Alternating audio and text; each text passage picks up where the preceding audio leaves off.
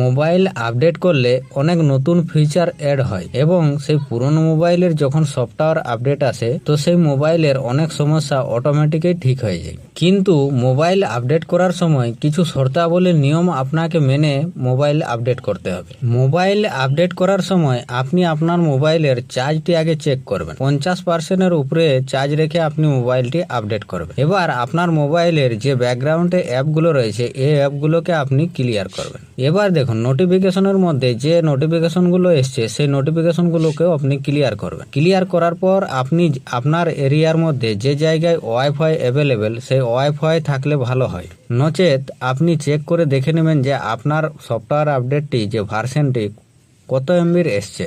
তো আমার এখানে এসছে দেখুন সিস্টেম আপডেটসের মধ্যে, এখানে আমি দেখিয়ে দিচ্ছি। দেখুন এখানে আপডেটটি এসছে আমার, দেখুন আমার এখানে 138.41 এমবির আপডেট এসছে। তো আপনাদের হয়তো প্রথমবার যখন আপডেট করবেন তখন 1 GB বা 2 GBর কোনো সফটওয়্যার একটি আপডেট আসতে পারে।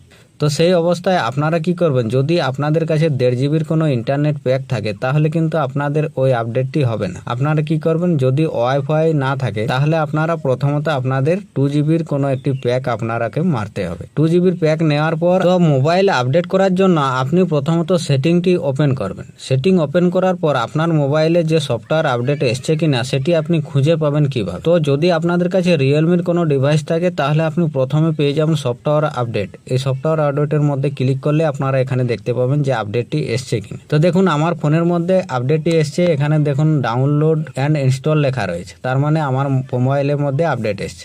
তো এবার এই আপডেটটি করার জন্য যদি আপনাদের মোবাইলের 1 GB বা 1.5 GBর কোনো আপডেট আসে তাহলে আপনারাকে যেটা বললাম আমি, যে আপনাদের মোবাইলের মধ্যে নেট রাখতে হবে, নচেত ওয়াইফাই যে জায়গায় রয়েছে ওয়াইফাই দিয়ে আপনারা ফোনটিকে আপডেট করবেন, তাহলে ভালো হবে।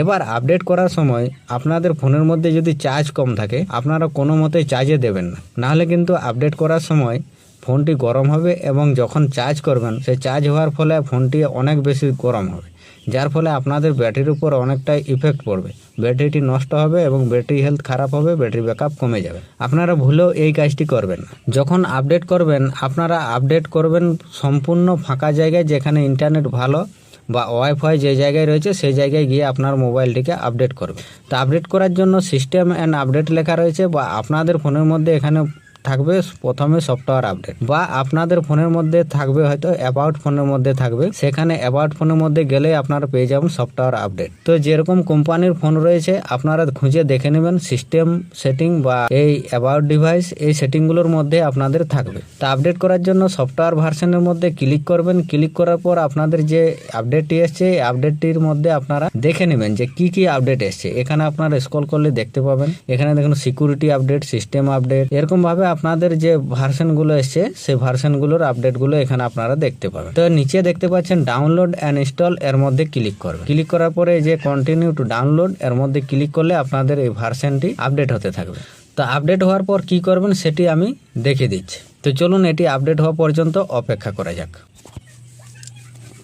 তো দেখুন এখানে নিচে ইনস্টলিং হচ্ছে, পুরো কমপ্লিট হয়ে গেছে। এবার দেখুন ইনস্টলিং হচ্ছে, তো ইনস্টলিং হওয়া পর্যন্ত অপেক্ষা করুন। তো দেখুন ইনস্টলিং কমপ্লিট হয়ে গেছে। এবার দেখুন রিস্টার্ট নাও। তো এই রিস্টার্ট নাও বটনে যখনই টাপ করবেন আপনাদের ফোনটি অটোমেটিক রিস্টার্ট হয়ে যাবে, ভেরিফিকেশন হয়ে অটোমেটিক সুইচ অফ হয়ে আবার ওপেন হবে। দেখুন তো এরকম ভাবে আপনাদের মোবাইলে সফটওয়্যার আপডেট এসেলে আপনারা খুব সহজে আপডেট করে নিতে পারবেন। তো দেখা যাক কত সময় লাগে আপডেট হতে।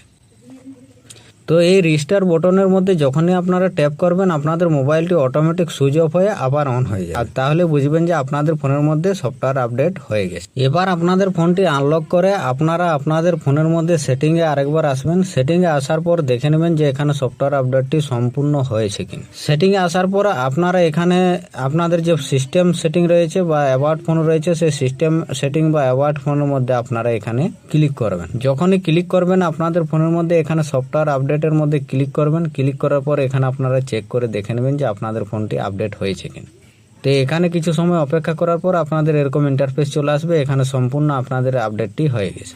তো এরকমভাবে আপনারা আপনাদের ফোনটিকে আপডেট করে নেবেন। আপডেট করার পর দেখবেন আপনাদের ফোনটি আগের তুলনায় অনেক সুপারফাস্ট হয়ে যাবে, এবং যদি ফোনের মধ্যে কোনো সমস্যা থাকে সেই ফোনের সমস্যা অটোমেটিক্যালি ঠিক হয়ে যাবে। তো দেখুন আপনি ভিডিওতে লাইক করতে ভুলে গেছেন, কষ্ট করে একটি লাইক করে দিন। আর চলুন আজকের মতো ভিডিওতে এ পর্যন্তই, দেখা হবে নেক্সট ভিডিওতে। ততক্ষণ জয় হিন্দ, বন্দে মাতরম।